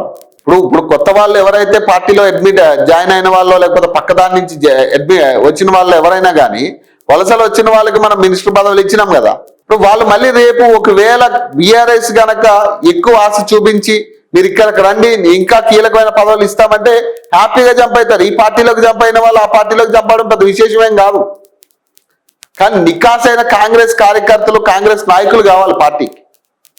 సో అలాంటి వాళ్ళని కాపాడుకునే ప్రయత్నం చేయాలి కాంగ్రెస్ పార్టీ కూడా. అంతే తప్పితే మనమేదో ఏ వలస వచ్చిన వాళ్ళకో లేకపోతే డబ్బాస చూపించిన వాళ్ళకో మనం మినిస్టర్ పదవులు ఇస్తే రేపు ఇట్లాంటి నాయకత్వం మొత్తం కూడా కాంగ్రెస్ పార్టీని తిరగబడే స్థాయి వస్తుంది.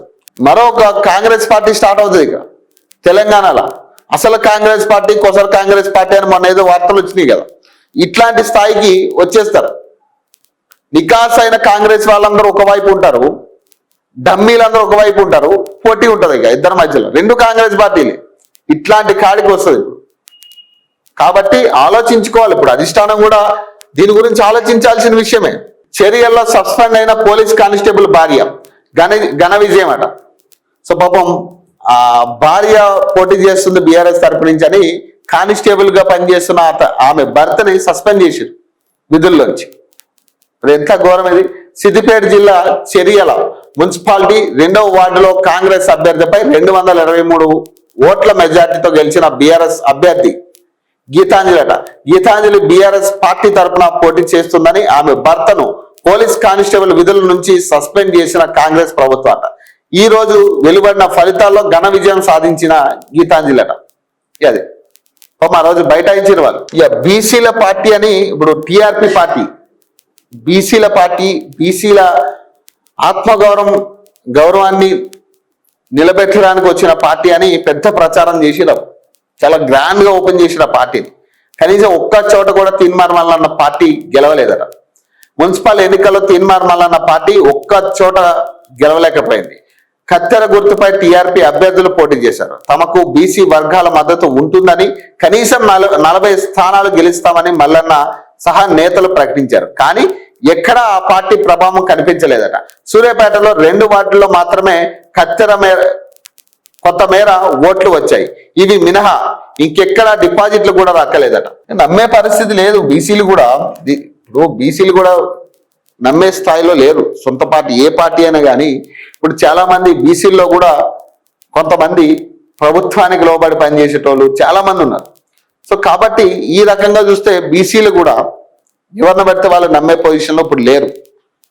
వాళ్ళు కూడా చాలా చిత్తశుద్ధితో కనీసం బీసీలు ఎవరైతే వాళ్ళు ఇండిపెండెన్స్ అయినా కానీ స్వచ్ఛందంగా బీసీల కోసం పనిచేయాలనుకుని వచ్చిన వాళ్ళకి గెలుపు తీసిస్తా ఉన్నారు.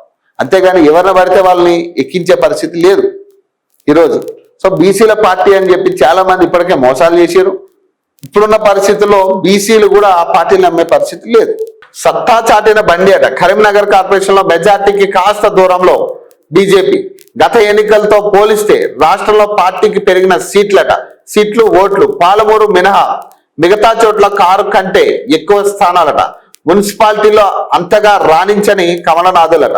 43 మున్సిపాలిటీల్లో ఒక్క స్థానం కూడా దక్కని వైనమట. కరీంనగర్ లో బీజేపీ నేతలు కార్యకర్తలతో కేంద్ర మంత్రి బండి సంజయ్ అట. ఓటుకు 70,000 మంత్రం ఫలించిందట. భారీ మెజార్టీతో స్వతంత్ర అభ్యర్థి గెలుపట. వైరల్ అయిన ఆంధ్రజ్యోతి కథనమట. మోయినాబాద్ మున్సిపాలిటీ ఎన్నికల్లో ఒక వార్డు నుంచి పోటీ చేసిన దాదాపు 7 కోట్లు ఖర్చు చేసిన స్వతంత్ర అభ్యర్థి ఘన విజయం సాధించారట. తన అభ్యర్థిపై 200కి పైగా ఓట్ల మెజార్టీతో గెలుపొందారట. ఆయనతో పాటు మరో 4 స్వతంత్ర అభ్యర్థులు గెలుపొందడంతో చైర్మన్ ఎన్నికల్లో వీరే కీలకంగా మారారట. సదరు స్వతంత్ర అభ్యర్థి ఓట్ల కోసం భారీగా తాయిలాలు పంచిన విషయమైన శుక్రవారం ఒక్కో ఓటుకు 70,000 అంటూ ఆంధ్రజ్యోతి ప్రచురించిన కథనం సంచలనం సృష్టించింది. సోషల్ మీడియాలో వైరల్ గా మారింది. ఓటుకు 70,000 నగదుతో పాటు పట్టుచీర, 25 కిలోల బియ్యం, నూనె డబ్బా, నెలకు సరిపడా పప్పు దినుసులు పంచిన సదరు అభ్యర్థి నమ్మకాన్ని వమ్ము చేయకుండా వార్డు ప్రజలు గెలిపించారు. చైర్మన్ ఎన్నికల్లో సదరు స్వతంత్ర అభ్యర్థి కీలకంగా మారడంతో ఆయన సన్నిహితులు సురక్షిత ప్రాంతానికి తరలించినట్టు తెలుస్తున్నదట. చూడాలి మీరు, ఓటుకి 70,000 ఇచ్చిందట ఆయన. మరి ఇప్పుడు ఎంత సంపాదించాడో మరి చూడాలి. ఆయన మాటే కీలకంగా మారిందట. ఇప్పుడు మరి ఆయన ఎంత సంపాదించాడు? ఇప్పుడు మన మీద 70,000 పెట్టిండు. ఇప్పుడు 70కి 70 రాగాలి కదా ఆయన. ఇప్పుడు ప్రజల మీద 70కి 70 ఎవరి మీద లాగాలి ఆయన? ఇప్పుడు ఆయన ఎవరి మీద ఈ 70,000 లాగాలి? ఇప్పుడు ఒక ఓటుకి 70,000 ఇచ్చిండు ఆయన. ఈ 70,000 ఎవరి మీద లాగాలి? ఎవరు ఇవ్వాలి పైసలు? ఇప్పుడు లాభం లేని ఎవరు ఏ పని చేయరు కదా. ఇప్పుడు గెలిచిన తర్వాత ఇప్పుడు ఆయన ఎన్ని కుట్రలు కుతంత్రాలు చేస్తాడో చూడాలి. ఇప్పుడు మొయినాబాద్లో రామాయంపేట దంపతుల విజయం అట. సంగారెడ్డిలో ఒకే ఇంటి నుంచి 3 గెలుపట. మెదక్ జిల్లా రామాయంపేట మున్సిపాలిటీలో భార్యాభర్తలు ఘన విజయం సాధించారు. కాంగ్రెస్ పార్టీ తరఫున బరిలోకి దిగిన గజవాడ నాగరాజు, లావణ్య దంపతులు తమ వార్డులో గెలుపొంది మున్సిపాలిటీలో కీలకంగా మారారు. మొదటిసారి రాజకీయాల్లోకి అడుగుపెట్టిన లావణ్య తన తొలి ప్రయత్నంలోనే కౌన్సిలర్ గా గెలిచారు. మహిళా రిజర్వేషన్ కలిసి రావడంతో చైర్మన్ పీఠం కూడా దక్కే అవకాశం ఉంది. గత 5 ఏళ్లుగా కౌన్సిలర్ గా ప్రజల్లో ఉన్న నాగరాజు ఈసారి తనతో పాటు భార్యను కూడా గెలిపించుకోవడంలో సఫలమయ్యారు. మహిళా రిజర్వేషన్ కేటాయించడంతో తన సతీమణి 1వ వార్డు నుంచి పోటీకి దింపి తను కూడా మరో వార్డు నుంచి గెలిచి మున్సిపాలిటీలపై పట్టు సాధించారు. నాగరాజుకు ఎమ్మెల్యే మైనంపల్లి రోహిత్ అండదండలు మెండుగా ఉండడంతో చైర్మన్ గా అవకాశం దక్కడం లాంఛనంగా మారింది. మరోవైపు సంగారెడ్డి మున్సిపాలిటీలో ఒకే కుటుంబానికి చెందిన 3 కాంగ్రెస్ అభ్యర్థులు విజయం సాధించారట. పట్టణంలోని 24వ వార్డు నుంచి ఉల్ఫతి సుల్తానా, అలాగే 25వ వార్డు నుంచి ఆయేషా సుల్తానా, 26వ వార్డు నుంచి షేక్ షఫీ అహ్మద్ పోటీ చేసి గెలుపొందారట. స్వతంత్రంగా కిడ్నాప్లట. స్వతంత్ర అభ్యర్థి హనుమంత్ను ఇరు పార్టీల వారి నుంచి తప్పించి తీసుకెళ్తున్న పోలీసులట. హంగు వచ్చిన చోట ఇండిపెండెంట్ కౌన్సిలర్లు ఎత్తుకుపోయిన పార్టీలట. పలు చోట్ల హైడ్రామా, ఉద్రిక్తత. జనగామ స్వతంత్ర కౌన్సిలర్ కోసం భువనగిరిలో కాంగ్రెస్ బీఆర్ఎస్ గలాటాట. ఇస్నాపూర్, వర్ధనపేట్ పరిగిలోనూ అంతే. మున్సిపల్ ఎన్నికల్లో హంగ్ ఫలితాలు వచ్చిన చోట స్వతంత్ర కౌన్సిలర్ల కోసం పార్టీల పేరు వేట మొదలుపెట్టారు. అటు ఫలితాలు వెలువడుతుండగానే ఇటు ఇండిపెండెంట్ కౌన్సిలర్లు పోయి తమ వైపుకు తిప్పుకునేందుకు ప్రయత్నాలు చేస్తున్నారు. అవతలి పక్షం కూడా ఇదే పనిలో ఉండడంతో రాజకీయం రసబసగా మారింది. జనగామ జిల్లా మున్సిపల్ క్యాంపు రాజకీయం. భువనగిరిలో ఓ హోటల్ వద్ద హైడ్రామాకు దారితీసిందట. జనగామ మున్సిపాలిటీలో 30 వార్డులకు గాను బీఆర్ఎస్ 13, కాంగ్రెస్ మిత్రపక్షం సిపిఐ కలిపి 13 స్థానాలు గెలిచాయి. మరో 4 స్వతంత్రులు గెలిచారు. మున్సిపల్ పీఠం దక్కించుకోవడానికి ఇండిపెండెంట్ల మద్దతు కీలకంగా మారింది. కొందరు కాంగ్రెస్ మద్దతుదారులు 23వ వార్డ్ కౌన్సిలర్ గా గెలిచిన బుషా పర్వతాలను కారులో ఎక్కించుకుని హైదరాబాద్ వైపు బయలుదేరారు. భువనగిరి ఎంపీ చామల కిరణ్ కుమార్ రెడ్డికి సమాచారం ఇచ్చి భువనగిరి శివార్లో హైదరాబాద్ వరంగల్ ప్రధాన రహదారి పక్కన ఉన్న ఓ హోటల్ వద్ద ఆగారు. ఎంపీ చామల కిరణ్, ఆలేరు ఎమ్మెల్యే బీర్ల ఐలయ్య అక్కడికి చేరుకుని పర్వతాలతో మాట్లాడి కాంగ్రెస్ కు మద్దతు ఇవ్వాలని కోరారు. ఈ విషయం తెలిసిన జనగామ బీఆర్ఎస్ ఎమ్మెల్యే పల్లా రాజేశ్వర్ రెడ్డి భువనగిరిలోని హోటల్ వద్దకు చేరుకుని పోలీసులు అడ్డుకోగా తమ మద్దతుదారుని కాంగ్రెస్ నేతలు బలవంతంగా నిర్బంధించారని, అతన్ని కలవాలని పల్లా రాజేశ్వర్ రెడ్డి పట్టుబట్టారు. ఈ క్రమంలో ఇరు పార్టీల కార్యకర్తలు పెద్ద సంఖ్యలో చేరుకోవడం, పరస్పర వ్యతిరేక నినాదాలతో ఉద్రిక్తత నెలకొంది. యాదాద్రి జిల్లా అదనపు ఎస్పీ లక్ష్మీనారాయణ అక్కడికి చేరుకుని ఇరు వర్గాలను శాంతింపజేశారు. ఇండిపెండెంట్ కౌన్సిలర్ పర్వతాలతో మాట్లాడి ఆయన కోరిన మేరకు పల్లా రాజేశ్వర్ రెడ్డితో పంపించారట. సంగారెడ్డి జిల్లా ఇష్నాపూర్ లో 26 వార్డులు ఉండగా 12 స్థానాల్లో బీఆర్ఎస్, 10 స్థానాల్లో కాంగ్రెస్ గెలిచింది. 4 స్థానాల్లో స్వతంత్ర అభ్యర్థులు విజయం సాధించారు. అందులో 2 బీఆర్ఎస్ రెబల్స్, 2 కాంగ్రెస్ రెబల్స్ ఉన్నారు. మున్సిపల్ పీఠం కోసం స్వతంత్రులే కీలకం కావడంతో కౌంటింగ్ కేంద్రం వద్ద నుంచే వారిని తమ శిబిరంలోకి తీసుకెళ్లేందుకు ఇరు పార్టీల నేతలు ప్రయత్నించారు. ఈ క్రమంలో పరస్పరం దాడులకు దిగడంతో పోలీసులు లాఠీచార్జ్ చేయాల్సి వచ్చింది. ఆ గందరగోళం మధ్య స్వతంత్ర అభ్యర్థుల్లో 2 ఒక పార్టీ, మరో 2 ఇంకో పార్టీ తమ శిబిరాలకు తరలించినట్టు తెలిసింది. వరంగల్ జిల్లా వర్ధనపేట 5వ వార్డులో స్వతంత్ర అభ్యర్థి నేతావత్ శోభారాణి గెలిచారు. ఓట్ల లెక్కింపు తర్వాత ఆమెను కాంగ్రెస్ నాయకులు బెదిరించి తీసుకెళ్లారంటూ వర్ధనపేట ఎమ్మెల్యే నాగరాజు క్యాంప్ కార్యాలయం ఎదుట వరంగల్ ఖమ్మం జాతీయ రహదారిపై తాండవాలు చేశారు. మాజీ ఎమ్మెల్యే ఆరూరి రమేష్, బీఆర్ఎస్ నాయకులు ఆందోళనకు దిగారు. పోలీసులు ఆరూరి రమేష్ ఇతర నేతలను అదుపులోకి తీసుకుని ఆందోళనకారులను చెదరగొట్టారట. ఇప్పుడు స్వతంత్రులుగా గెలిచిన వాళ్ళు జాగ్రత్త పడాల్సిన పరిస్థితి వచ్చింది. ఇప్పుడు వాళ్ళు చాలా కీలకం కావడం ఒక ఎత్తు అయితే, ఇప్పుడు పార్టీలు చాలా పోటాపోటీగా వాళ్ళని తీసుకునే ప్రయత్నం చేస్తా ఉంది. వాళ్ళ బతిమాల బామాల ఏదో రకంగా వాళ్ళని పార్టీలోకి లాక్కోవాలి. వాళ్ళు వస్తే వీళ్ళకి మెజార్టీ పెరుగుతుంది. కాబట్టి ఈ రకమైన పరిస్థితులు ఇప్పుడు చాలా మంది పాపం కీలకమయ్యారు. చాలా మంది ఇండిపెండెంట్ అభ్యర్థులు పాపం వాళ్ళు జాగ్రత్త పడాల్సిన పరిస్థితి. వడ్డేపల్లి ఫార్వర్డ్ బ్లాక్ నాయకుడు శ్రీనివాసులట. జోగులాంబ గద్వాల్ జిల్లా వడ్డేపల్లి మున్సిపాలిటీలోని 10 వార్డులకు 8 వార్డుల్లో ఆల్ ఇండియా ఫార్వర్డ్ బ్లాక్ అభ్యర్థులే విజయం సాధించారు. తెలంగాణ జాగృతి నాయకులు కల్వకుంట్ల కవిత తమ అభ్యర్థులను SIFB తరపున బరిలోకి దింపి వడ్డేపల్లి మున్సిపాలిటీని సొంతం చేసుకున్నారనే చర్చ జరిగింది. ఈ క్రమంలో వడ్డేపల్లి ఫార్వర్డ్ బ్లాక్ నాయకుడు వడ్డేపల్లి శ్రీనివాసులు దీనిపై మీడియాతో మాట్లాడారు. తాము కల్వకుంట్ల కవిత వర్గం కాదని, ఆమె తమ తరపున ప్రచారం చేయలేదని ప్రకటించారు. తాము ఫార్వర్డ్ బ్లాక్ బీఫామ్ల కోసం వెళ్ళినప్పుడు కవిత అక్కడ ఉన్నారని, దానితో ఆమెను కలిశామని తెలిపారు. అంతే తప్ప ఆమెతో తమ విజయానికి ఎటువంటి సంబంధం లేదని, ప్రజలకు తాము అన్ని విధాలుగా అండగా ఉండడంతోనే గెలిచామని చెప్పారట. పాపం ఇప్పుడు కవిత పరిస్థితి ఏందో అర్థమైతలే. వీళ్ళు కండువా కప్పుకున్నారు. వాస్తవానికి ఆ రోజు అనౌన్స్ చేశారు. కండువా కప్పుకున్న తర్వాత ఈ పార్టీతో అలయన్స్ లోకి వెళ్తున్నామని చెప్పి అనౌన్స్ చేశారు. పాపం వీళ్ళకి కండువాలు కప్పిండి ఆ రోజు. కవిత పాపం వీళ్ళని ఆహ్వానించి కండువాలు కప్పి లోపలికి తీసుకెళ్లి ప్రెస్ మీట్ పెట్టి ఎంత జరిగింది. ఇక ఫైనల్ గా వీళ్ళు గెలిచిన తర్వాత ఏమంటారు, కవితకి మాకు సంబంధం లేదంటారు. ఇక అంతే. ఇప్పుడు కవిత పార్టీ వాళ్ళు ఏం చేస్తున్నారు, అరే లేదు కండువా కప్పుకున్నాం, ఇగో ఫోటోలు, ఇగో నేనే కండువా కప్పినా అని ఆధారాలు చూపించుకునే పరిస్థితి అయింది.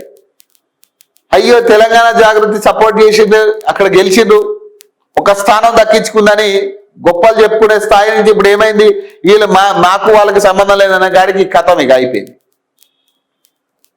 వాస్తవానికి కవిత కూడా ఎక్కడ కూడా వీళ్ళ తరపు నుంచి ప్రచారం అయితే చేయలే, అది వాస్తవంగా. ఇప్పుడు ఆయన చెప్పేది కూడా దానిలో కొంత వాస్తవం ఉంది. కవిత గారు ఎక్కడ కూడా వీళ్ళ తరపు నుంచి వీళ్ళకి ఓటేయమని చెప్పి ఎక్కడ కూడా ప్రచారం చేయలేదు వాస్తవానికి. కానీ కాకపోతే వీళ్ళు ఎలయన్స్ అయితే అనౌన్స్ చేశారు. ఎలయన్స్ లో ఈ పార్టీ తరపు నుంచి మేము పోటీ చేయబోతున్నాం రానున్న మున్సిపాలిటీలు అని చెప్పి ఈ అనౌన్స్మెంట్ అయితే చేశారు. కవితకు ఏఎఫ్బి షాక్ అట. మాకు జాగృతికి ఎలాంటి సంబంధం లేదు, మేము ప్రచారంలో ఆ కండువా ధరించలేదు. ఏఎస్ఎఫ్బి నేత వడ్డేపల్లి శ్రీనివాస్ సంచలన వ్యాఖ్యలట. జోగులాంబ గద్వాల్ జిల్లా వడ్డేపల్లి మున్సిపాలిటీలో All India Forward Bloc party అభ్యర్థులు భారీ విజయం నమోదు చేశారు. ఈ ఫలితాల్లో కవిత వ్యూహంపై రాష్ట్ర వ్యాప్తంగా చర్చ జరుగుతున్న సమయంలో జాగృతితో తమకు సంబంధం లేదని ఏఎఫ్బి నేత వడ్డేపల్లి శ్రీనివాస్ చేసిన వ్యాఖ్యలు రాజకీయ వర్గాల ప్రకంపాలు సృష్టించాయట.